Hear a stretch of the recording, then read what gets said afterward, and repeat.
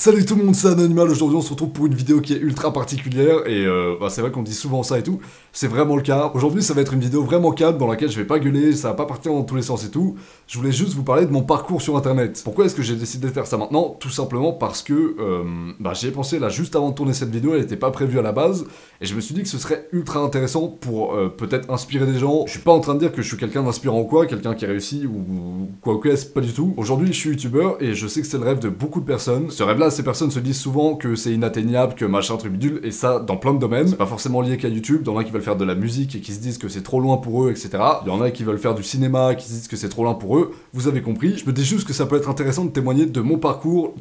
Je vais essayer de détailler un maximum histoire de vous donner je sais pas, les couilles qu'il y a pu y avoir dans mon parcours, et vous pouvez peut-être prendre certains éléments de mon histoire en fait. Ça fait ultra prétentieux de parler comme ça de soi, mais juste voilà, j'espère que vous comprendrez le message. En gros voilà, je vais essayer de vous détailler un maximum tout mon parcours, comment j'étais au moment où j'ai démarré YouTube, l'évolution qu'il y a pu y avoir jusqu'à là où on en est maintenant, c'est-à-dire un peu moins de 400 000 abonnés je crois, à un moment où j'arrive pleinement à vivre de ce que je fais. Je suis pas du tout à un stade ultra haut de YouTube et je fais encore plein d'erreurs. Encore une fois, je suis pas en train de vous décrire le parcours du mec qui a réussi, c'est pas ça, c'est juste mon parcours. Le but c'est vraiment de skipper aucun détail, même si je fais tout de tête, j'ai aucune note. Donc c'est possible qu'à un moment je mélange des trucs chronologiquement, ou que j'ai pas les bonnes dates, ou qu'il y ait des détails qui y soient pas. Je coupe un petit peu la vidéo parce que je suis en train de faire le montage là, et en re-regardant certains passages, j'ai l'impression qu'on peut croire que je me plains de la situation que j'avais à l'époque, ou de la façon dont je vois la situation maintenant. Et vraiment, c'est pas du tout le cas, je suis vraiment grave content d'être passé par là où je suis passé, ça m'a appris plein de trucs. Il y a des gens qui ont beaucoup plus galéré que moi aussi, et je trouve ça intéressant d'aller voir le parcours de ces gens-là. Si vous avez le temps, faites-le. Il y a des Droma Live qui sont disponibles, d'autres youtubeurs qui sont ultra intéressants et inspirants je trouve. Bref voilà, il y avait juste 2-3 passages comme ça où je me disais putain, les gens vont croire que je me plains à mort, alors qu'en fait pas du tout. J'ai kiffé vivre tous ces trucs là, même s'il y a des fois où dans la vidéo un petit peu plus tard, on pourrait croire le contraire. Donc voilà, j'ai commencé à faire des vidéos quand j'avais une dizaine d'années,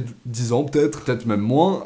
La première fois où j'ai touché à un vrai logiciel de montage, c'était un logiciel qui était claqué, c'était Windows Movie Maker. Et en fait ce que je faisais c'est que je prenais des films, j'avais des DVD chez moi, je les donnais à mon père et il les encodait pour en faire une seule vidéo. Moi de mon côté, je récupérais cette vidéo et j'ai essayé de recréer une bande d'annonce du film avec Windows Movie Maker. J'ai plus aucun rush de cette époque-là où je faisais des bandes d'annonces. J'ai presque aucune autre vidéo d'ailleurs que j'ai pu faire après. Tout plus ou moins ce que vous voyez sur YouTube, c'est ce qui reste de ce que j'ai fait. J'ai tout supprimé parce que je suis extrêmement con. J'aurais trop aimé voir tous les trucs dont je vais vous parler après. Bref, je faisais ces bandes d'annonces et un jour on m'a offert un appareil photo parce que je détestais être pris en photo. Et les gens qui m'ont offert se sont dit que ce serait une très bonne idée que ce soit moi qui prenne les photos. Comme ça, je suis pas dessus. Et c'est très bien vu. Parce qu'avec cet appareil photo, j'ai commencé à filmer des trucs, à créer des petits courts-métrages avec mes cousins, juste des vidéos comme ça que je faisais tout seul. Et ça m'a vraiment donné le goût de la création vidéo. Donc là on est, je pense, au collège à peu près. J'ai ensuite découvert YouTube, sur lequel je voyais quelqu'un qui s'appelait Diablo X9 jouer à Call of Duty, à Minecraft, à plein de trucs comme ça. Et je me suis dit, putain c'est incroyable comment il fait. Donc j'ai cherché, j'ai trouvé des logiciels pour enregistrer mon écran, j'ai trouvé un truc, donc j'ai commencé à faire des vidéos sur les seuls jeux que je pouvais faire tourner avec mon PC, parce que j'avais un PC qui était extrêmement mauvais en vrai, qui faisait beaucoup de bruit, que j'avais eu à Noël il y a un petit peu longtemps, donc c'était un PC vraiment pas ouf, qui était pas fait pour faire de la vidéo à la base, genre vraiment pas. Ouais c'était bien, j'ai pu enregistrer mes premières parties de jeu et tout,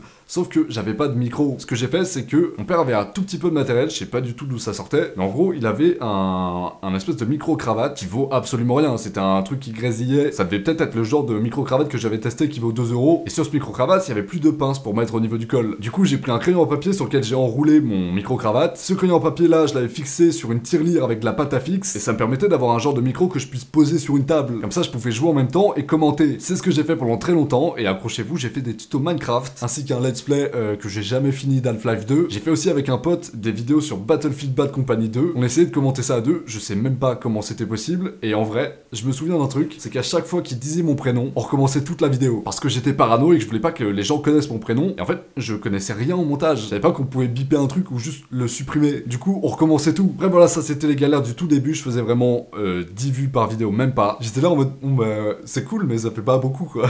Du coup, un jour, c'est un truc débile que j'ai fait. Avant d'aller au collège, j'ai lancé ma vidéo en genre 10 fois sur mon PC. Et en revenant, j'avais 15 vues. Et je suis allé voir le pote avec qui je faisais des vidéos en mode, putain mec, on a plein de gens qui nous regardent, regarde, on a fait 15 vues. Je suis un escroc. J'ai commencé comme ça, avec des petites vidéos de jeu et des petites animations. Je me souviens que j'avais fait mon intro en 2D avec Sony Vegas en animant des trucs et tout. C'était une énorme galère. À un moment, ma mère a capté que j'aimais bien faire des vidéos et tout, sans savoir que je faisais des vidéos sur internet. Je les cachais pendant très longtemps. D'ailleurs, c'est certainement pour ça, et j'en suis pas sûr, ça me fait chier de pas savoir l'origine de mon propre pseudo. Mais je crois que ça vient de là, le Anonymal, ça vient, je pense, conscience du fait qu'il fallait pas que je me fasse cramer par ma mère, et du coup il y a un délire d'anonyme. Tout ça pour dire qu'à un moment j'ai pu avoir une nouvelle caméra, une caméra qui valait pas très cher. Putain, c'était genre 99,95 €. Là je revisualise la page Cdiscount, c'était 99,95 €. Cette caméra, c'était une caméra Toshiba Camileo quelque chose. Et j'ai commencé à faire des vidéos de skate avec. Je faisais du skate avec un pote et tout, et on essayait de se filmer pour en faire un petit montage à la fin. Ça rendait pas ouf parce que déjà on savait pas très bien faire du skate, et que bah on gérait très mal la caméra tout simplement. Mais on a commencé à faire des petites vidéos comme ça en parallèle de ma chaîne YouTube, et puis là c'est un petit peu parti en couille dans ma tête, j'ai commencé à essayer de me faire connaître sur YouTube. Juste je voulais essayer de progresser en termes de contenu, d'abonnés, je me cherchais en fait. Donc j'ai commencé à faire plein de trucs pour essayer de passer sur des chaînes communautaires. Le but des chaînes communautaires c'était en fait de donner de la visibilité à des petits youtubeurs et tout. En gros le procédé c'était, moi par exemple je suis un petit youtubeur, j'envoie ma vidéo à la chaîne communautaire, s'ils estiment que la vidéo est bonne, ils vont la poster sur leur chaîne pour la présenter à leur audience. C'est un concept qui existe plus trop aujourd'hui parce que personne suit ça. C'est un contenu qui est pas sûr entre guillemets parce que c'est des gens qui débutent, on connaît pas forcément et tout. Donc les gens au fur et à mesure ont commencé à juste plus suivre ce genre de truc, mais ça on y reviendra après. J'ai tenté de faire des parodies de jeux comme le faisait le youtubeur DiggyDix à l'époque.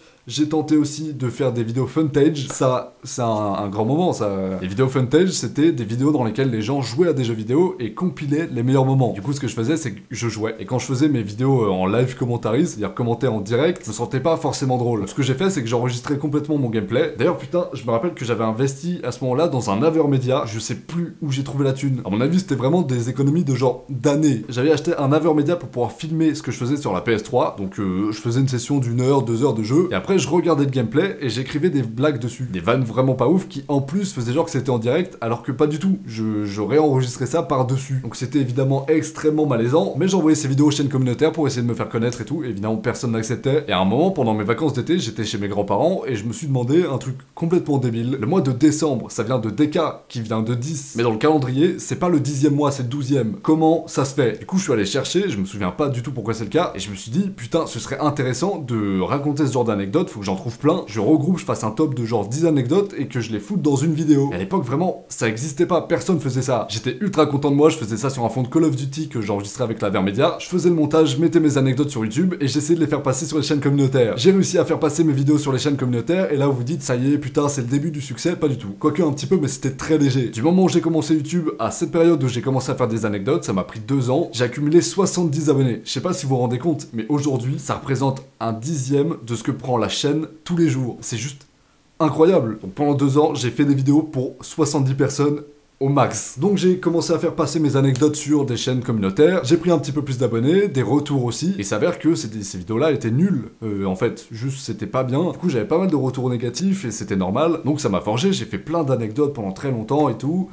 Et à un moment, j'ai commencé à faire des trucs qui simplifient la vie. Un jour, je suis tombé sur une vidéo d'un mec qui expliquait comment faire pour que l'eau des pâtes déborde pas. Fallait mettre la cuillère en bois au-dessus de l'eau, ça marche une fois sur 2, mais ok, c'est un conseil quoi. Pareil, à ce moment-là, je me suis dit, il faut que j'en prenne plein et que je les condense en une seule vidéo. Et là, ça a commencé à vraiment beaucoup mieux marcher. J'ai fait une série de plein d'anecdotes que je postais à chaque fois sur les chaînes communautaires. Et au bout d'un moment, j'ai accumulé 12 000 abonnés, je crois. C'était abusé. Donc là on était 12 000, j'avais jamais montré mon visage je crois, et j'avais peur de le faire vraiment, c'était une peur de ouf. J'ai donc porté mes couilles au bout d'un moment, et j'ai fait mes premières vidéos où je montrais mon visage, et forcément c'était pas ouf, c'était juste des vidéos informatives en fait. En mode, les gars, y a pas eu trop de vidéos parce que il s'est passé ça, mais vous inquiétez pas, ça arrive bientôt, il y a des gros projets, ma bite. Ça c'était les premières vidéos IRL donc où je montrais mon visage, et ça arrivait un petit peu tard, je crois 2014. Il y avait personne à part 2-3 potes qui savaient que je faisais des vidéos sur YouTube. Mais ensuite vient le lycée en 2015 je crois, 2015, 2016, 2017, ouais c'est ça, 2015. Je rentre en seconde et là je commence vraiment à me dire bah je fais quoi de ma vie? Faut que je pense à un truc. Et YouTube ça occupait vraiment la majeure partie de mon cerveau. Je faisais que ça, je passais énormément de temps sur mon PC tout pourri à essayer de faire des trucs et tout. À un moment mes parents ont découvert que je faisais des vidéos et tout, ça leur a pas plu du tout. Ils trouvaient ça dangereux que je m'expose sur internet, et ça a toujours été le cas jusqu'à ce que ça fonctionne en fait. Et c'est normal parce qu'ils avaient peur pour moi, je le comprends tout à fait. Mais mon père, sachant que j'adorais ça, a vraiment claqué toute sa thune dans un PC pour que je puisse faire mes vidéos. J'avais passé des mois à regarder quel composant était le mieux pour le moins cher et tout, à faire la config la moins chère possible et la plus puissante possible, jusqu'à ce qu'on arrive à un PC qui vale 650 €. Je crois pas que la décision de l'achat de ce PC soit commune à mes 2 parents, ma mère à mon avis était pas ok, et je sais pas non plus si au final tous les deux ont mis leur thune pour m'offrir ce truc, mais cette dépense, ça leur a vraiment arraché le cul, et je sais pas ce qui s'est passé, pourquoi ils ont cru en moi à ce moment-là, mais ils ont claqué 700 balles pour m'acheter un PC, alors que la situation financière dans laquelle on était, vraiment, c'était pas ouf. J'en ai jamais parlé sur cette chaîne, mais je pense que c'est le moment de le faire. En gros, pendant un moment, financièrement, je pense que ça allait plutôt bien, et je m'en suis pas rendu compte, mais ça allait de plus en plus mal. Et je l'ai jamais ressenti parce que mes parents ont fait en sorte que je le ressente pas. Mais au bout d'un moment, ma mère m'a dit, on déménage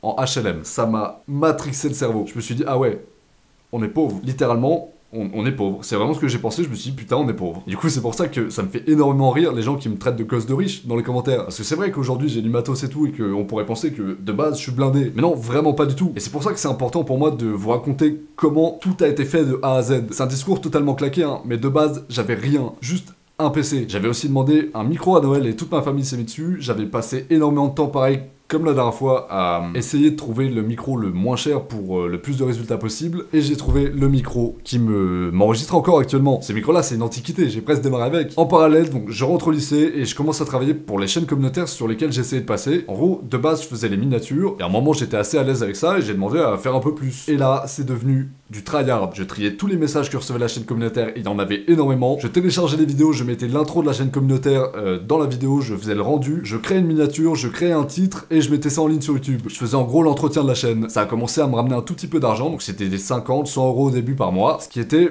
pas ouf en soi, mais relativement important quand même pour un lycéen. Avec cet argent-là, j'ai pu commencer à m'acheter un Canon 600D, qui était une caméra bien meilleure que celle que j'avais à la base. J'ai pu investir dans un trépied qui vaut 10 euros, et à l'époque, c'était vraiment une dépense qu'il fallait que je réfléchisse. Chaque euro était ultra précieux. Je faisais ça, j'avais un petit peu d'argent et tout, mais à côté, j'avais à gérer les études, ma chaîne perso, et du coup, la chaîne communautaire. Ça faisait énormément. Tout mon lycée, ça a été une phase de tryhard. Réellement, toute ma seconde, c'était essayer de suivre un petit peu en classe, essayer de ramener les meilleures performances possibles sur la chaîne communautaire pour que je puisse faire un petit peu d'argent, parce que j'avais un petit pourcentage de ce que les vidéos généraient, et gérer ma chaîne YouTube sur laquelle j'étais pas ultra assidu, mais j'essayais quand même de faire au mieux. Tout cumulé, c'était une charge de travail incroyable, et j'essayais quand même d'entretenir les relations que j'avais avec des humains en fait, parce que au bout d'un moment j'allais plus avoir d'amis. Je suis passé par plein de phases bizarres sur YouTube sur laquelle j'ai refait du jeu vidéo après coup, cette fois-ci en montrant ma tête. C'était pas ouf. Et puis, c'était un petit peu plus tôt ça, Logitech m'avait contacté pour que je teste une de leurs souris. C'était la première fois qu'on me proposait ça, j'étais jamais sorti vraiment du jeu vidéo. Et j'ai accepté. Pourquoi? Parce que, bah déjà, c'est un truc que je connaissais pas, je savais pas que c'était possible, de se faire envoyer un produit pour qu'on puisse le tester et montrer ça aux gens. Puis je me suis dit, peut-être pouvoir regarder la souris. Bah même pas, parce qu'ils m'ont demandé de la renvoyer après. Mais c'est pas grave, ça m'a fait de l'expérience et j'ai kiffé ça. C'est pour ça que je me suis de plus en plus concentré sur les vidéos high-tech entre guillemets. J'ai fait des guillemets parce que pour moi c'est pas vraiment de la high-tech, c'est juste je teste des objets que j'ai envie de tester. C'est juste de la découverte en fait. Donc voilà, j'ai testé des souris, des casques qu'on m'envoyait gratuitement. Du coup j'avais très peu de choix et j'étais assez restreint dans ce que je pouvais tester parce que j'avais pas énormément d'argent, donc je pouvais pas acheter les objets que je voulais tester et je dépendais énormément de ce que les marques voulaient bien m'envoyer. Et comme j'étais très peu connu, bah j'avais 12 000 abonnés et ça a pas bougé pendant très longtemps. On m'envoyait souvent des trucs pas ouf du tout, pas originaux, qui donnent pas forcément envie aux gens. Le seul truc dingue qu'on m'a vraiment envoyé, c'est un PC portable que j'ai dû rendre aussi après. Et voilà, généralement on m'envoyait des souris, des casques tout le temps, des batteries portables aussi, et évidemment, à force de tester ça tout le temps, au bout d'un moment ça tourne en rond. Et c'est là que j'ai essayé de me demander comment est-ce que je pouvais faire pour rendre ça quand même intéressant. C'est tout le temps des souris, des casques, ok, mais je vais essayer de faire en sorte que chaque vidéo ait un truc différent. Pas tout le temps on va parler des boutons qui ont la même utilité sur toutes les souris. Donc j'ai commencé à être de plus en plus décontracté. Je me disais que faire des vidéos sérieuses, c'était chiant et ça existait déjà dans tous les cas. Il y avait rien d'original à faire des vidéos sur un objet que tout le monde avait déjà vu ou qui intéresse personne. Donc j'ai commencé à intégrer des blagues, à essayer d'être de plus en plus naturel, ce que les gens faisaient pas trop à l'époque, en tout cas dans la high-tech, et ça a grimpé très lentement, et en parallèle je continuais à faire mes études, à entretenir l'échelle communautaire et tout, et au fur et à mesure j'ai de plus en plus délaissé les études. Je suis pas en train d'essayer de vous dire que c'est une bonne chose, que c'est une mauvaise chose, ça dépend selon moi vraiment simplement des personnes. Il y a des gens qui sont faits pour ça, il y en a qui voient autre chose que ça. C'était mon cas, en tout cas c'est l'état d'esprit dans lequel j'étais. Je savais pas que j'allais vivre de ma chaîne YouTube plus tard, mais je savais que j'avais envie de mettre toute mon énergie dedans. Et les études, je faisais en sorte que ça passe. En cours, la plupart du temps, j'essayais de gagner du temps pour ce que je faisais le soir, en fait. J'essayais de trouver des titres pour les vidéos que j'avais sélectionnées la veille, de griffonner des miniatures aussi. Il faut savoir que le rythme de publication des vidéos, c'était une par jour. Donc ça demandait quand même un vrai entretien. Et en plus de ça, j'écrivais les textes de mes propres vidéos en cours, ce qui avait tendance à pas faire kiffer les profs. Mais j'avais des résultats qui étaient corrects, donc ils me laissaient plus ou moins faire ce que je voulais. Tant que je faisais à peu près les devoirs qu'ils demandaient, que je réussissais moyennement et que je faisais chier personne, bah vas-y, fais ta merde avec tes papiers et tout, très bien. Ça fait chier personne, c'est tout. Il y a quelques profs qui sont inquiétés du fait que je commençais à somnoler pas mal en cours, limite dormir, parce que j'étais claqué en fait. Et c'est ultra cool de leur part, donc on a pu discuter de ce que je faisais à côté des cours. Et à ma grande surprise, ils ont été plutôt pas encourageant, mais limite. Ils comprenaient que j'arrivais à dégager un petit peu d'argent avec. Au fur et à mesure, forcément, les revenus de la chaîne communautaire augmentaient et je commençais à gagner un tout petit peu avec ma chaîne aussi. Du coup, au bout d'un moment, on est passé à genre 200 balles par mois, 300, et ça commençait à être des vraies sommes. Du coup, mes profs se doutaient qu'il y avait un petit truc à faire avec ça, mais ils étaient quand même sur la réserve dans le sens où, ouais, c'est quand même. Enfin. C'est risqué quoi. Du coup j'ai essayé de m'investir un petit peu partout et ça fonctionnait moyen. Chez moi en plus de ça j'étais pas très à l'aise pour travailler. À partir de 16 ans j'ai demandé à ma mère de quitter en fait l'endroit où on vivait pour me prendre un appart tout seul. Prendre un petit appart de genre 10 mètres carrés à côté de mon lycée qui était dans une ville qui coûtait pas cher donc le loyer était pas très cher. Mais ça restait quand même un pari risqué parce que mes revenus, bah voilà j'en avais très peu. Mais j'ai tenté, j'ai demandé. Évidemment ça a été refusé. Mais j'avais tenté. Je voulais en fait me sentir plus à l'aise pour travailler quand je voulais. Ne pas être gêné quand je tournais mes vidéos pour en faire un petit peu ce que je veux en fait. Et me dédier complètement à ce que je voulais faire. Ça a pas fonctionné, je suis resté en cours et chez mes parents. Je faisais donc à ce moment-là des vidéos technologiques comme vous les connaissez sur ma chaîne et on m'envoyait de plus en plus de trucs comme j'étais un peu plus connu. Mes premières demandes de partenariat commençaient à arriver et tout et j'arrivais à grappiller des 400 € des fois en une seule vidéo et j'étais là en mode waouh ça y est ok on peut faire des trucs comme ça. Et en fait à partir de ce moment-là j'ai plus jamais vraiment douté du fait que ça pouvait pas être possible, que je pouvais pas vivre de ce que je faisais. C'est un petit peu bizarre et avec du recul je me dis le mec est con, ça aurait très bien pu ne pas marcher du tout. Bon vous doutez bien que si je vous fais cette vidéo c'est que pour l'instant ça va. Après je me suis mis en tête en terminale que j'allais pas continuer les études et que j'allais me lancer sur YouTube totalement, avec rien à côté, nique sa mère. Donc en terminale, j'ai rien foutu, j'ai à peine bossé pour le bac, je l'ai eu. Cool. J'ai eu les résultats du bac en été, j'ai créé mon entreprise dans la foulée, donc j'ai déclaré tout ce que j'avais gagné auparavant, je l'ai mis dans mon entreprise, j'ai payé mes impôts. Cool. Et puis voilà, c'était lancé. J'avais économisé en tout et pour tout, pour vous parler chiffres, 3500 € je crois, et je me suis dit... Tu pars avec ça. J'ai pris une colocation avec mon meilleur pote dans la ville où il voulait faire ses études. Le loyer de l'appartement est de 700 et quelques euros. Avec l'eau, l'électricité, les charges, tout ça, ça nous donnait un truc du genre 400 € que moi je devais débourser tous les mois. Et ces 400 € là, je les gagnais pas tous les mois. J'avais mes petits revenus, 300, 400, et ma réserve dans laquelle je tapais pour bouffer, en fait. Et pour la bouffe, c'était vraiment la galère au début. J'avais fait un tableau de nutriments sur lequel je calculais protéines, lipides, machin, truc bidule, tous les nutriments. Et je faisais en sorte de manger les trucs les plus nutritifs pour le moins cher possible. Et ça me coûtait genre 50, 60 € tous les mois. Je mangeais tout le temps la même chose, mais je mangeais pas cher. Donc ça m'a aidé à tenir aussi un peu financièrement, ça m'a aidé à ne pas dépenser trop. Les premiers mois où j'ai déménagé, j'ai fait vraiment aucun excès. La chaîne a commencé à prendre de plus en plus d'ampleur, j'ai pu commencer à gagner un peu plus d'argent avec, et j'ai arrêté de travailler pour la chaîne communautaire pour laquelle je travaillais, donc j'avais plus les revenus de cette chaîne, et je dépendais seulement de ma chaîne YouTube. Donc on a vraiment stagné à 400 € tous les mois, un bon moment. Et puis forcément on a progressé en termes d'abonnés, de vues, de machin, et ça commençait à se lancer de plus en plus. Quand j'ai déménagé, j'avais 40 000 abonnés je crois. C'était pas assez pour vivre mais j'y croyais, je balançais mes vidéos, je faisais en sorte qu'elles touchent le plus de monde possible. Pareil, tryhard. Et j'ai fait un truc qui était pas sage du tout en fait. Dans les 3500 € de réserve que j'avais pour en cas d'incident, j'ai claqué 2000 € dans la caméra qui me filme actuellement. Évidemment YouTube commençait à me ramener un petit peu plus et tout, donc il me restait pas juste 1000 €. Je crois que vraiment j'ai dépensé 50% de mon argent dans la caméra. Donc ouais il me restait genre 2000 balles. C'était un move qui était extrêmement risqué mais je le regrette pas non plus parce que acheter un truc qui vaut aussi cher pour faire des vidéos ça donne vraiment envie de faire des vidéos. Tu veux pas faire de la merde avec, tu veux que ça marche. Du coup j'ai persévéré, j'ai essayé d'améliorer mes vidéos comme je pouvais et tout. J'ai continué à faire mes vidéos, j'ai fait des vidéos avec des potes, notamment avec Mastu que j'avais rencontré pour la première fois il y a un petit moment. J'avais 10 000 abonnés, lui il en avait 3000 à l'époque. Et Messi m'avait demandé de venir dans leur bureau pour filmer un petit peu et tout. Et moi j'étais trop content, je voulais y aller. Mais je voulais aussi faire la connaissance de Mastu parce que vous vous rappelez que je gérais les chaînes communautaires et lui envoyait des messages à ses chaînes communautaires aussi pour essayer de se faire connaître tout simplement comme tout le monde. Donc j'avais remarqué le mec et tout et j'aimais bien ce qu'il faisait. Donc je me suis dit vas-y c'est cool. On va à Paris tous les deux, on a le voyage qui est payé par MSI, et depuis on est resté en contact, on a fait une vidéo ensemble plus récemment, qui était sur Wish, et qui a vraiment extrêmement bien marché, qui a fait 2 millions de vues à l'heure actuelle. Cette vidéo-là a fait en sorte que je vive de ma chaîne YouTube, tout simplement. Je suis passé de 500 balles tous les mois un petit peu à galérer, à genre 900 balles plus les partenariats avec les marques que je pouvais faire de temps en temps parce que j'avais pris un peu d'exposition. J'étais bien, je pouvais vivre. On a donc passé des 100 000 abonnés, les 200 000, les 300 000. Là je fais un très gros accéléré parce que c'est assez récent. Mais voilà, je pense vous avoir raconté à peu près d'où je viens et le temps que ça m'a pris pour être là où je suis, même si c'est pas, comme je vous l'ai dit au début de la vidéo, un siège de ouf. Je suis pas un très gros youtubeur, juste aujourd'hui je vis de ce que je fais entièrement, alors qu'à la base j'avais commencé avec un PC tout pourri et un micro-cravate que j'avais fixé comme je pouvais à une tirelire. Pour être honnête, pour arriver là où je suis actuellement, ça a été beaucoup de galères, même si on dirait pas comme ça quand on regarde mes vidéos et tout, mais il y a une période où c'était vraiment très chaud, que ce soit financièrement ou mentalement ou juste d'épuisement physique. Ça a été dur vraiment et ça a été dur pendant longtemps. On est en 2019, j'ai commencé à faire mes vidéos en 2012 et j'ai commencé à vivre de ma chaîne qui a 1 an. Ça fait 2 ans que j'ai déménagé, la première année était vraiment ultra bancale. Là ça va, je paye mes factures, je mets un peu de côté. Pour l'instant j'ai aucun problème, je peux même acheter des objets sur lesquels je peux faire des vidéos et tout. Je suis assez bien. Ce pourquoi j'ai vraiment voulu faire cette vidéo, c'est pour essayez de vous motiver. Si jamais vous avez un but, un truc, et que vous avez l'impression que ça avance pas, vous découragez pas. Ça a mis vraiment 6-7 ans pour moi à marcher. Faut juste y croire, douter le moins possible et vraiment faire de votre mieux. J'espère que cette vidéo vous aura plu, on aura aidé certains. C'est vraiment pour ça que je le fais. Dites-vous vraiment que un vieux connard comme ça qui est pas plus important que personne d'autre, qui a pas plus de moyens que les autres, si je vis aujourd'hui de ce que je fais, beaucoup peuvent le faire. Prendre des gens comme exemple qui vivaient déjà de ce qu'ils faisaient, c'est le truc qui a fait que j'ai très peu douté du fait que c'était possible. Pour moi, s'il y a un mec qui réussit dans un domaine, c'est pas un magicien. Juste, il a travaillé pour ça, et peu importe le milieu social dont moi je viens ou d'où il vient, on peut arriver au même stade. On mettra peut-être pas forcément les mêmes efforts dans ce qu'on fait, mais il y a moyen de rétablir cette égalité. Dans tous les cas, il y a des mecs qui ont fait des trucs de ouf sur Terre, des mecs qui sont devenus milliardaires du jour au lendemain. Si eux l'ont fait, c'est des humains comme tous, ils sont peut-être plus ou moins intelligents que la moyenne, on s'en fout. C'est que c'est possible, tout simplement. Si vous avez un objectif, croyez-y. Et soyez encore plus rassurés s'il y a des gens qui ont déjà atteint cet objectif. Bref, voilà, je vous remercie d'avoir regardé cette vidéo. N'hésitez pas à me faire part de si jamais vous avez un parcours qui est un peu spécial, n'hésitez pas à l'écrire en commentaire, je serais trop intéressé de voir ça. N'hésitez pas non plus à vous abonner à la chaîne si c'est pas déjà fait, ça m'aide énormément. Likez la vidéo aussi, tout ça, et moi je vous retrouve très bientôt pour une prochaine vidéo qui sera pas du tout de ce genre là, j'imagine. Salut à tous, ciao!